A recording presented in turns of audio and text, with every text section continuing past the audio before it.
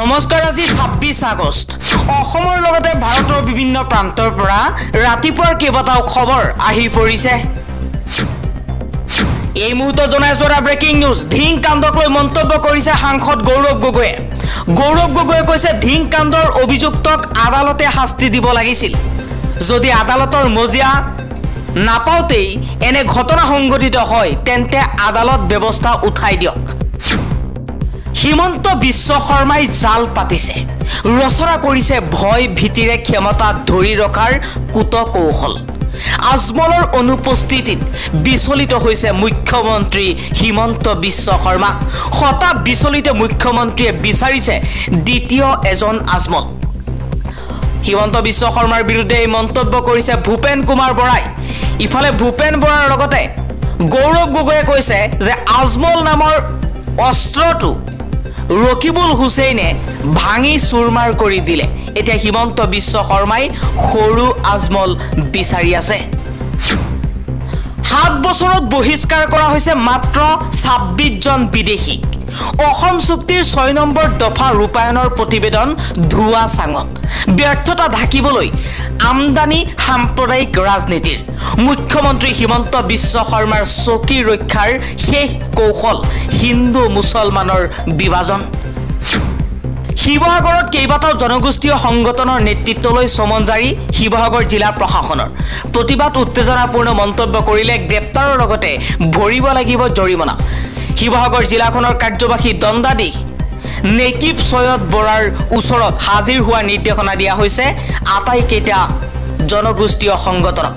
শিৱসাগৰত 7 দিনৰ সময়সীমা দিয়া হৈছে মিয়া মুছলমানক শিৱসাগৰ উজনি অসম ত্যাগ কৰিবলৈ আৰু এই মন্তব্য কৰাৰ পাছতেই কেইবাটাও জনগোষ্ঠীয় সংগঠনে এই হুংকাৰ দিছিল ভাড়াৰ গড়ত গৈ মুছলমানক এই হুংকাৰ দিয়াৰ পাছতেই এতিয়া সৰব হৈ পৰিছে শিৱসাগৰ জিলা প্ৰশাসনে কৈছে যে এনে কাম সংবিধান বিৰোধী এনে কাম কেতিয়াও কৰিব নোৱাৰে শিৱসাগৰৰ পৰা বিভিন্ন প্ৰান্তত কাম কৰিবলৈ হাজাৰ হাজাৰ মানুহ গৈছে যদি শিৱসাগৰৰ পৰা মিয়া মুছলমানক খেদি দিয়া হয় তেনেহলে সমগ্ৰ অসমত উত্তেজনা বৃদ্ধি পাব গতিকে এনেকুৱা অশান্তিৰ সৃষ্টি আমি কেতিয়াও হ'বলৈ নিদিও বুলি মন্তব্য কৰিছে শিৱসাগৰ জিলা প্ৰশাসনে আৰু শিৱসাগৰ জিলা প্ৰশাসনে কৈছে যে যদি শিৱসাগৰত প্ৰতিবাদ উত্তেজনা বাঢ়ে তেনেহলে সেই জাতীয় জনগোষ্ঠীয় সংগঠনৰ নেতাক গ্ৰেপ্তাৰ কৰাৰ লগতে জৰিমনা লোৱা হ'ব মুছলমানৰ ভোট নোপোৱাৰ বাবেই বিতৰ্কিত লেখিকা শিকা শৰ্মাৰ সাম্প্ৰদায়িক ফেচবুক পোষ্ট এই মুহূৰ্তত আপোনালোকক দেখুৱাইছো সাম্প্ৰদায়িক লেখিকা শিকা শৰ্মাৰ এটা ফেচবুক পোষ্ট এই ফেচবুকৰ পোষ্টৰ পাছতেই উত্তেজনা বৃদ্ধি পাইছে শিকা শৰ্মাক ভোট নিদিয়াৰ বাবে মুছলমানৰ বিৰুদ্ধে এতিয়া সৰব হৈ পৰিছে শিকা শৰ্মাই কৈছে মৰিবলৈ মন নাই যদি উজনি অসমৰ পৰা মিয়াবোৰ উলা বাহিৰ হ এতিয়া উজনি তাৰ পাছত সমগ্ৰ অসমৰ পৰা বাহিৰ হ'ব লাগিব তখত বাহিৰ কৰিহে এৰিম বুলি মন্তব্য কৰিছে ফেচবুকত সাম্প্ৰদায়িক মুকলিভাৱে সাম্প্ৰদায়িক মন্তব্য কৰিছে শিকা শৰ্মা নামৰ সাম্প্ৰদায়িক লেখিকা গৰাকী খাৰুপেটিয়াৰ পৰা অহা শাক-পাচলি উজনি অসমত নিষিদ্ধ কৰা হ'ব এবাৰ এই মন্তব্য কৰিছে জিতেন দত্ত প্ৰাক্তন আলফা নেতা জিতেন দত্তৰ এই মন্তব্য খাৰুপেটিয়াৰ পৰা অহা শাক-পাচলি উজনি অসমত নিষিদ্ধ কৰা হ'ব জিতেন দত্তই কৈছে অতি সোনকালে এই অভিযান আৰম্ভ কৰিম আমাৰ কৃষকে শাক-পাচলি খেতি আৰম্ভ কৰক এই বজাৰখন দখল কৰিব পৰাকৈ প্ৰস্তুত হওক বাংলাদেশী মিয়াই অনা সকলো বয়লাৰ গাড়ী বন্ধ কৰা হ'ব আমাৰ খিলঞ্জীয়া লৰাই এই ব্যৱসায় আৰম্ভ কৰিব 2-4 দিন ৰাইজৰ সমস্যা হ'ব পাৰে লাহে লাহে সকলো ঠিক হৈ যাব মাছ কণী ব্যৱসায়ত মিয়াৰ আধিপত্য নোহোৱা কৰি খিলঞ্জীয়াৰ আধিপত্য প্ৰতিষ্ঠা কৰা হ'ব সকলো জনগণৰ সহযোগিতা কামনা কৰিলো বুলি মন্তব্য কৰিছে প্ৰাক্তন আলফা নেতা জিতেন দত্তই দুদিন পূৰ্বে জিতেন দত্তই কৈছিল বহিৰাগত হিন্দীভাষী সকলতকৈ এই বাংলাদেশী মিয়া হুপাক নিয়ন্ত্ৰণ কৰাটো অতি জৰুৰী হৈ পৰিছে ধুবুৰী বৰপেটা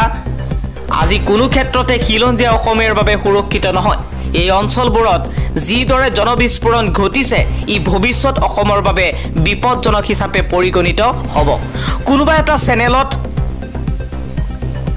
কৈ আছে যে 20 গৰাকী মহিলা ইহঁতৰ হাতত ধৰ্ষণৰ বলি হৈছে ভয়ানক বাতৰিয়া গতিকে আমি শক্তিশালী ৰূপত ঐক্যবদ্ধ খবৰ হ'ল হিন্দীভাষী সচেতন লোকসকলে অসমৰ খিলঞ্জীয়া লোকসকলক লগত সমিল মিলেৰে অৱস্থান কৰিবলৈ চেষ্টা কৰক অসমৰ ভাষা সংস্কৃতিক সন্মান জনাক অতি সোনকালে হিন্দীভাষীৰ সচেতন লোকসকলে তিনিচুকীয়া জাগুন নগাঁও আদিত হৈ থকা সংঘাতসমূহ নাইকিয়া কৰিবলৈ চেষ্টা কৰক আমাৰ আহ্বান অসম আৰু অসমীয়াৰ সুৰক্ষাৰ বাবে আমি অসমীয়া ৰাজমিস্ত্ৰী যোগালী প্লাম্বাৰ ইত্যাদি সৃষ্টি কৰি সকলো কনষ্ট্ৰাকশ্যন কামত অসমীয়া শ্ৰমিক নিয়োগ কৰিব লাগিব কণী ব্যৱসায় মাছৰ ব্যৱসায় মাংসৰ ব্যৱসায়ত অসমীয়া আধিপত্য প্ৰতিষ্ঠা কৰিব লাগিব মিয়া মুছলমানৰ বিৰুদ্ধে সৰপৈ এই মন্তব্য কৰিছে প্ৰাক্তন আলফা নেতা জিতেন দত্ত অপৰাধী আৰু ধৰ্ষণকাৰীৰ কোনো ধৰ্ম নাই এবাৰ হৰিনাম লোৱা বয়সত যৌৱনে আমনি কৰিলে ৭৫ বছৰীয়া সুনীল নাথৰ ৫৫ বছৰীয়া চিত্ৰ ৰায়ৰ বাবে ঘৰৰ পৰা ওলাব নোৱাৰে যুৱতী মহিলা কিদৰে সুৰক্ষিত ৰাখিব আপোনাৰ কন্যাক এতিয়া বহুতে প্ৰশ্ন উত্থাপন কৰিছে এইগৰাকী ৭৫ বছৰীয়া সুনীল নাথৰ বাবে আৰু লগতে ৫৫ বছৰীয়া চিত্ৰ ৰায়ৰ বাবে ঘৰৰ পৰা ওলাব নোৱাৰে যুৱতী মহিলা ঢিঙৰ কাণ্ডৰ পাছতে সমগ্ৰ অসমত ইখনৰ পাছত সিখনকৈ ধৰ্ষণ কাণ্ড সংঘটিত হৈছে নগাঁও জিলাৰ ঢিঙৰ ধৰ্ষণকাৰী তফাজ্জলৰ মৃত্যু হোৱাৰ পাছতেই এতিয়া তফাজ্জলৰ ভায়েক খঙত অগ্নি শৰ্মা হৈছে তফাজ্জলৰ ভায়েকৰ ক্ষোভ সি কেনেকৈ পানীত পৰিলে আমাক উত্তৰ লাগে পানীত পৰি মানুহ মৰে নেকি হেণ্ডকাপ হাতত থকাৰ পাছতো কেনেকৈ আৰক্ষীৰ মাজৰ পৰা আহি পুখুৰীত পৰিলে তাৰ উত্তৰ লাগিব বুলি মন্তব্য কৰিছে তফাজ্জলৰ ভায়েকে ইয়া সাধাৰণ কথা নহয় দেশত আইন আছে আদালত আছে আইনে শাস্তি দিব লাগিছিল কিন্তু পুলিচ প্ৰশাসন থকাৰ পাছতো নিৰাপত্তা থকাৰ পাছতো তেও কেনেকৈ আহি পুখুৰীত পৰিলে ইয়া ডাঙৰ প্ৰশ্ন বুলি আৰু ষড়যন্ত্ৰ লুকাই আছে বুলি মন্তব্য কৰিছে তফাজ্জলৰ ভায়েকে অসমত নাৰীজনিত অপৰাধৰ সৰ্বমুঠ ১,৭০,১৭৪টা গোচৰ ৰুজু হৈছে ৰাজ্যৰ আইন শৃংখলা ৰক্ষাত ব্যৰ্থ বিজেপি চৰকাৰ অসম প্ৰদেশ কংগ্ৰেছৰ এক ডাঙৰ মন্তব্য ৩৯,০৭৫টা গোচৰ নাৰীজনিত অপহৰণৰ বাবে ৮,৩৫৮টা গোচৰ হত্যাৰ ১,০৩,২৯৬টা গোচৰ চুৰিকাণ্ডৰ ১,১৫৮টা গোচৰ ডকাইতিৰ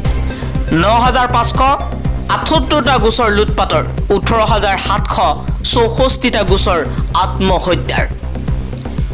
লগতে কংগ্ৰেছে কৈছে ৭ বছৰত সৰ্বমুঠ ১২,৭২৬টা ধৰ্ষণ হৈছে ২০১৬ চনৰ পৰা ২০২৩ চনলৈ অৰ্থাৎ প্ৰতি বছৰে গড়ে ১৮১৮টা গোচৰ ৰুজু হৈছে অসমত ইয়াৰে গুৱাহাটীতেই ৪৫২টা গোচৰ ৰুজু হৈছে মাৰ্চ ২০২৩ চনত গৃহ বিভাগৰ দায়িত্ব থকা মুখ্যমন্ত্ৰীৰ সদনত দিয়া লিখিত প্ৰতিবেদন নতুন আজমলৰ সন্ধান কৰিবলৈ ষড়যন্ত্ৰত নামিছে মুখ্যমন্ত্ৰী হিমন্ত বিশ্ব শৰ্মাৰ চক্ৰবেশু ভাঙিবলৈ সাজু হৈছে কংগ্ৰেছ বিৰোধী ঐক্য মঞ্চ দিল্লীত সংবাদমেলত ভূপেন বৰাৰ এই মন্তব্য অসম প্ৰদেশ কংগ্ৰেছ সৰব হৈ পৰিছে হিমন্ত বিশ্ব শৰ্মাৰ এই সাম্প্ৰদায়িক ৰাজনীতিৰ বিৰুদ্ধে কংগ্ৰেছে কৈছে মুখ্যমন্ত্ৰী হিমন্ত বিশ্ব শৰ্মাই গাদী হেৰুৱাৰ ভয়ত অসমক উত্তেজিত কৰি ৰাখিছে ৪ জুনৰ লোকসভা নিৰ্বাচনৰ ফলাফলৰ পিছত অসমত বিৰোধী ঐক্যমঞ্চ আৰু কংগ্ৰেছে লাভ কৰা ভোটৰ পৰ্যালোচনা কৰি মুখ্যমন্ত্ৰীগৰাকী নিশ্চিত হৈছে যে কংগ্ৰেছ তথা বিৰোধীৰ জনপ্ৰিয়তাৰ গ্ৰাফ ঊৰ্ধ্বমুখী হৈছে বিজেপি আৰু তেওঁলোকৰ সহযোগী দলসমূহৰ প্ৰতি মানুহৰ আস্থা কমি অহা বিষয়টো অনুধাৱন কৰিয়েই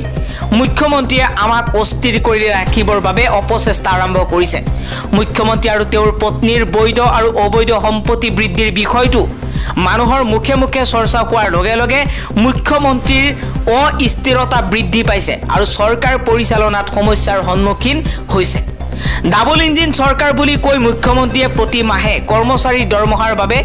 ঋণ ল'বলগীয়া হৈছে স্মাৰ্ট মিটাৰৰ যোগেদি সাধাৰণ ৰাইজক লুণ্ঠন চলোৱা হৈছে টুল গেটৰ পৰা দৈনিক শোষণ অব্যাহত ৰাখিছে যাৰ বাবে মানুহৰ অসন্তুষ্টি বৃদ্ধি পাইছে বদৰুদ্দিন আজমলৰ পৰাজয় হোৱাত মুখ্যমন্ত্ৰী এতিয়া হতাশ হৈ পৰিছে নতুন দিল্লীত সংবাদ মেলত অসম প্ৰদেশ কংগ্ৰেছৰ সভাপতি ভূপেন বৰাই এই বিস্ফোৰক মন্তব্য কৰে তেওঁ কয় সাম্প্ৰদায়িক ৰাজনীতিৰ অন্যতম হুতা এআইইউডিএফ আৰু বদৰুদ্দিন আজমল নিশ্চিন্ন হোৱাৰ পিছত মুখ্যমন্ত্ৰী আৰু বিজেপি দলৰ লগতে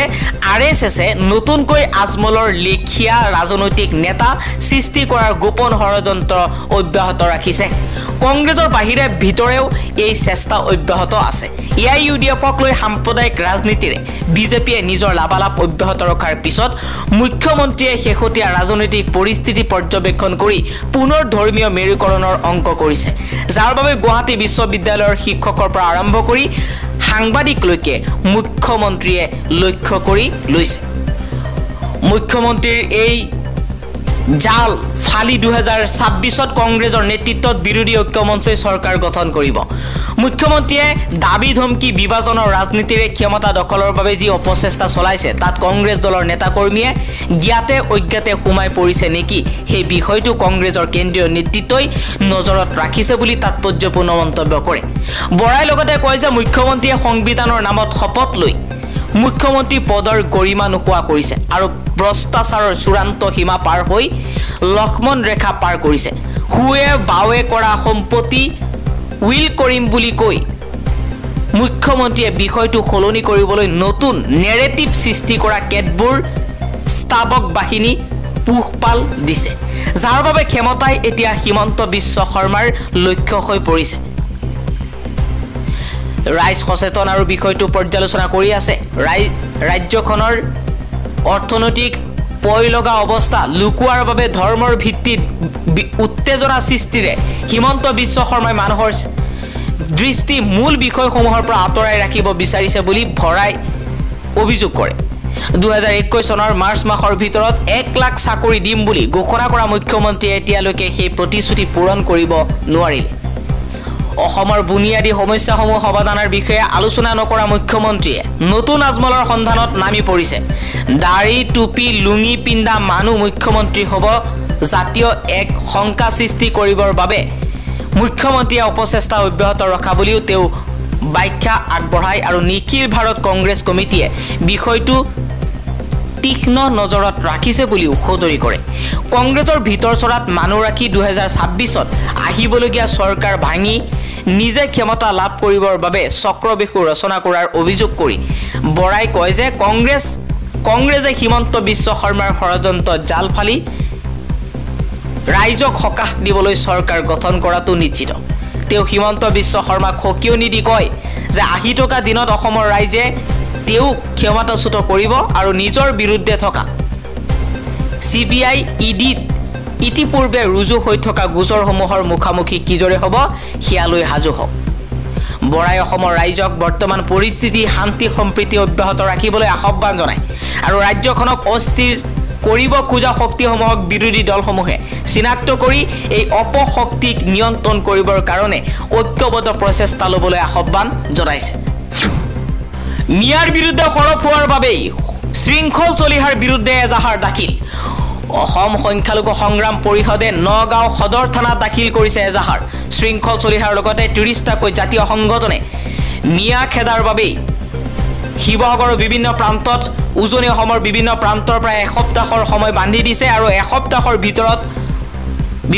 অসমৰ বিভিন্ন প্ৰান্তৰ পৰা শিৱসাগৰত কাম কৰিবলৈ যোৱা মিয়া মুছলমানক খেদাৰ বাবে সময়সীমা বান্ধি দিয়াৰ সময়তেই শৃংখল চলিহাৰ বিৰুদ্ধে এজাহাৰ দাখিল কৰা হৈছে আৰু লগতে শৃংখল চলিহাৰ লগতে 30টাকৈ জাতীয় সংগঠনক প্ৰশাসনেও সমন জাৰি কৰিছে অশান্তিৰ পৰিৱেশ সৃষ্টি কৰিবলৈ হলে কঠোৰ শাস্তিৰ সন্মুখীন হ'ব শৃংখল চলিহা আৰু 30টাকৈ জাতীয় সংগঠনৰ নেতৃত্বৰ সকলো মানুহ জাতীয় সংগঠনক সমন জাৰি কৰিছে শিৱসাগৰ জিলা প্ৰশাসনে ইফালে নগাঁৱত অসম সংখ্যালঘু সংগ্ৰাম পৰিষদে শৃংখল চলিহাৰ বিৰুদ্ধে এজাহাৰ দাখিল কৰিছে সৰব হৈ পৰিছে জগদীশ ভূঞা। জগদীশ ভূঞাই কৈছে 23 বছৰ দেশক আৰু প্ৰজাক লুণ্ঠন কৰি কেৱল নিজৰ আৰু পৰিয়ালৰ সম্পদৰ পাহাৰ গঢ়া ৰজাৰ নাও ডুবিব লৈছে। এতিয়া প্ৰজাই ৰজাৰ জালত ভৰি দি ৰজাক উদ্ধাৰ কৰিবনে ডুবিবলৈ দিব, প্ৰশ্ন কৰিছে জগদীশ ভূঞাই। জগদীশ ভূঞাই কৈছে কিছুমানে নগাঁও জিলাৰ ঢিঙৰ কাণ্ডক লৈ হিন্দু মুছলমান কৰিব বিচাৰিছে, কিন্তু অসমৰ বিভিন্ন প্ৰান্তত কেইবাটাও ঘটনা হৈছে। হিন্দু লোকে কেইবাটাও ধৰ্ষণ কাণ্ড সংঘটিত কৰিছে। জগদীশ ভূঞাই কৈছে তিনিচুকীয়াত পুনৰ কুকাণ্ড, যোৱা 24 ঘণ্টাত দ্বিতীয়টো ঘটনা সংঘটিত হৈছে। লম্পটৰ নাম অমৰ চক্ৰৱৰ্তী, প্ৰথমজন লম্পটৰ নাম জোন হালৈ। এতিয়া অসমৰ সচেতন ৰাইজে ভাবকচোন, অপৰাধীৰ জাতি কি, ভাষা কি, ধৰ্ম কি, সম্প্ৰদায় কি। ডুব যাব লোৱা নিজৰ সাম্ৰাজ্য ৰক্ষা কৰাৰ স্বাৰ্থত হিমন্ত বিশ্ব শৰ্মাই পতা হিন্দু মুছলমানৰ জালখনত ভৰি দি ৰাইজে পুনৰ সেইজনক ক্ষমতাত বহিবলৈ দি ৰাজ্যখনক লুণ্ঠন কৰাৰ সুযোগ দিবনে, প্ৰশ্ন কৰিছে জগদীশ ভূঞাই।